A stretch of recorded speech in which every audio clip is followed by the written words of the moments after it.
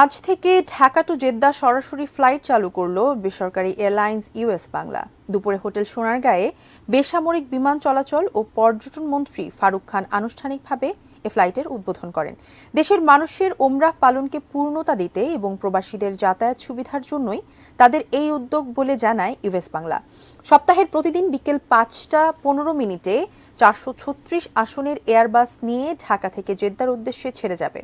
আর Jeddah থেকে রাত ১১টা ১০ মিনিটে ছেড়ে সকাল ৮টা ৫৫ মিনিটে ঢাকা আসবে। এক্ষেত্রে ওয়ান ওয়ের ভাড়া ধরা হয়েছে ৫৩,১৮৯ টাকা, আর রিটার্ন সহ ভাড়া ৯০,৭১৮ টাকা।